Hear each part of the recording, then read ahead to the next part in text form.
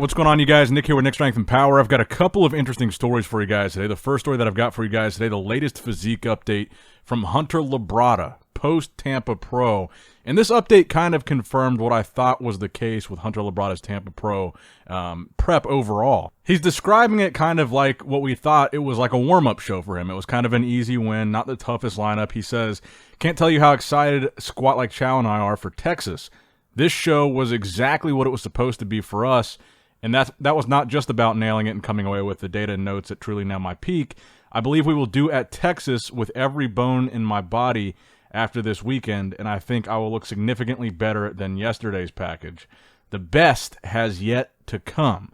So that's kind of what I was wondering with this Tampa Pro thing, the fact that he's doing both shows, and I feel like Texas is going to be far more challenging for him. I mean, he's got to face Andrew Jack. Obviously, that's the biggest challenge.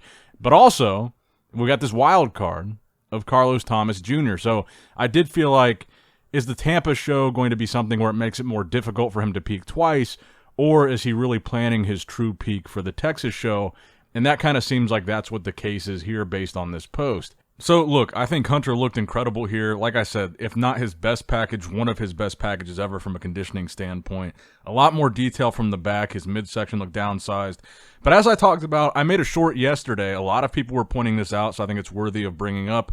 People were mentioning that the lump on Hunter's pec that people have pointed out before was very noticeable. Now, I didn't notice it as much in some of the official stage pictures and videos, but I did notice what people were talking about in this video with John De La Rosa that John posted on his Instagram. From that angle, in that lighting, I did think the lump in Hunter's pec was very obvious and very noticeable. Now, the real question is, how big of a deal is it? Clearly, it wasn't a big enough deal here in Tampa for him to lose the show. He still won, but maybe on a bigger stage against maybe a more competitive opponent, it might. So I'm curious to know what you guys think in the comment section below. Personally, I was still extremely impressed with how Hunter Labrada looked in Tampa, and this is really just nitpicking, but I did see enough comments about the lump on his chest that I thought it was worth mentioning, because in that particular video, I did notice it pretty heavily. It was noticeable. So do you think this will be a problem for him versus Andrew Jack? A problem for him at the Olympia? And how do you think he's going to do in Texas? Because if his conditioning is better than it was in Tampa, which I think would be pretty damn impressive, I think he's going to be very, very hard to beat in Texas. Now, next up in the news, a lot of people talking about this post with Michael Krizo and Brandon Curry. So we just talked about a couple of videos ago an update that Brandon's coach Abdullah posted where he said it was recent. Now, I've seen a lot of people sending me and commenting on this post with Michael Krizo, which is confirmed to be recent. This was at a recent SciTech event that they both attended because that's both of their sponsors. And a lot of people were saying, well, Brandon doesn't have a beard in this picture. Brandon doesn't look as conditioned in this picture. So therefore, the picture that Abdullah said was recent was not recent. And then, of course, naturally, a lot of people are commenting on the fact that Brandon was being out-angled pretty significantly by Michael Krizo, which is not surprising. It's Michael Krizo. He is the king of the out-angle. Now, look, to be totally honest, I think it's kind of a silly comparison. I don't know if the photo from Abdullah was truly recent. I mean, Brandon could have shaved his beard, and honestly, all you can see in this picture is Brandon's arm and Krizo's arm. You can't really tell that big of a difference between Brandon's conditioning here and the other picture where you could see his entire body. We have no idea how the rest of Brandon's body looks. You just see kind of a weird angle from the side of his arm. And I do think it's worthy of discussion because Brandon is a guy that hasn't really been in the conversation, but he is a former Mr. Olympia champ. He was still top 4 this year. He still beat Rami this year, which again, I think is significant. And I think you also have to take into consideration the fact that Krizo has competed recently. Brandon hasn't competed since the Olympia. So while they're both prepping for the Olympia, and they're both, 13 or 14 weeks out, whatever we're at right now, Krizo had to peak for a show very recently, so he's kind of coming off of that, and Brandon is still coming off of not competing since the Olympia. And I would argue that if you took a picture of Brandon and Krizo at any point during their Olympia preps last year, you would have seen a similar size difference. You would have seen a similar contrast between the two.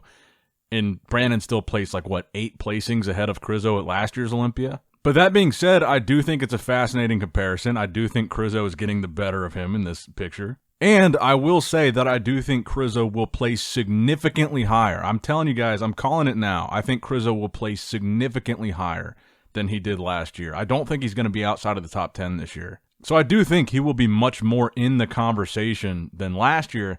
But again, I think this is a perfect example of size isn't everything. And the thing, obviously, that I love about Krizo is he's a crazy mass monster freak, but he still looks aesthetic for his size. But even though Brandon is smaller and will probably always look smaller in a picture with Krizo, he's got a beautiful physique. He's got great aesthetics. He's got great lines. He's got the pedigree of being a Mr. Olympia champ. He's already set the standard of that's what the Olympia title holder should look like. So anyway, I think it's an interesting comparison. I think it's an interesting conversation. I think it's worthwhile, and I'm curious to hear what you guys think in the comment section down below as far as who do you think is going to place higher at the Olympia this year, Michael Krizo or Brandon Curry? All right, now next up in the news, I want to talk about the latest physique updates from Brett Wilkin, 12 weeks out from the Olympia. And I like talking about Brett because I enjoy talking about a good wild card at the Olympia, somebody that we haven't seen in a while, somebody that's been qualified for a while, and somebody that we really don't know yet where they're going to place in this Olympia lineup or where they would place in a lineup like this. And I think that's especially true when you consider the fact that Brett in these updates looks significantly bigger than the last time that we saw him on stage. He looks like he's put on some size, made some improvements. And like I said, it's been a long time, relatively, since we've seen him on stage last. He took time away because he was having a baby. He qualified for the 2023 Mr. Olympia super early on. In fact, I think he was the first guy to qualify for the 2023 Mr. Olympia. So in these updates, he's hitting a side chest, he's hitting a back double bicep, and he's hitting an abs and thighs. Like I said, the main thing that I'm noticing with Brett is a significant amount of size increase. To me, he looks a lot bigger. And I think he looks good, but I really have no idea where we can expect to see him land in this Olympia lineup. So that's why I say he's a wild card. I feel like he could be anywhere. I wouldn't be surprised if he were in the top 10. If he had like a nice solid top 10 placing, I wouldn't be shocked at all. But I also wouldn't be shocked if he was like significantly outside of the top 10. You had a lot of good bodybuilders last year tied for 16th, and they were guys like Blessing Awodabu, show-winning, really good bodybuilders. Now, the final story that I have for you guys today, the latest physique update from Regan Grimes at about 5 weeks out, a little bit under 5 weeks out from the Italy show.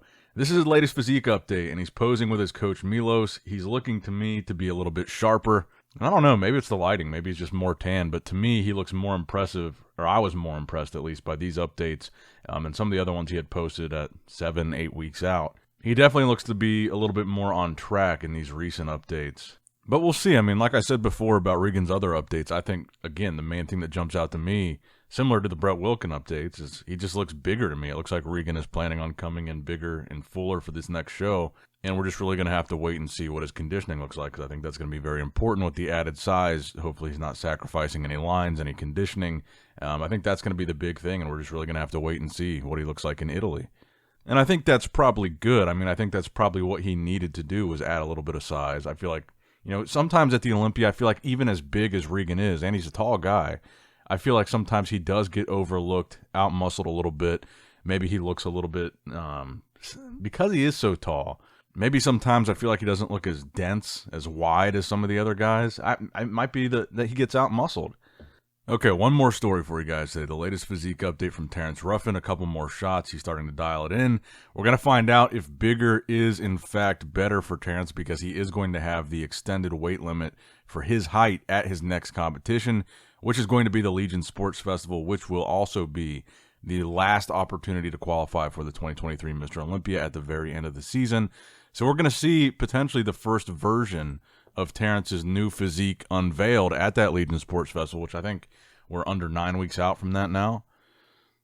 Personally, I don't really think Terrence is going to come in a whole lot bigger, or that he really needs to. I think it's just more a matter of him not having to stress and worry about potentially missing the weight limit and having the same issue that he had last year, which, again, I think is really the main reason why his physique was so thrown off. So just maybe with that little extra bit of wiggle room, he's not going to have to stress or worry as much, and maybe not deplete as hard, and just have a better result because of that.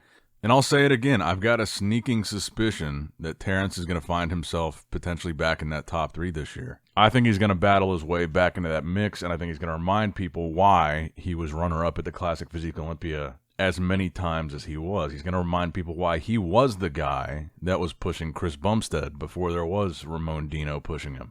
But that's going to wrap it up for the video, guys. I hope you did, in fact, enjoy it. Make sure you like the video, subscribe to the channel if you have not subscribed yet already. Click that bell notification icon to be notified every time I upload a video. And as always, I love you guys. Appreciate you guys. Nick Strength and Power, signing out.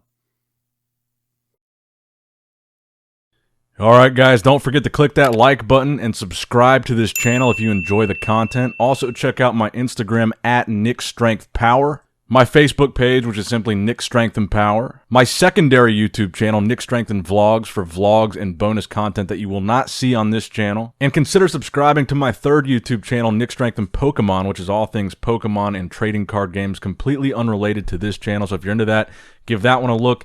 And all links to merchandise and social media will be in the description box below. If you guys want a Nick Strength and Power t-shirt, that will be in the Shopify link below. Have a great day.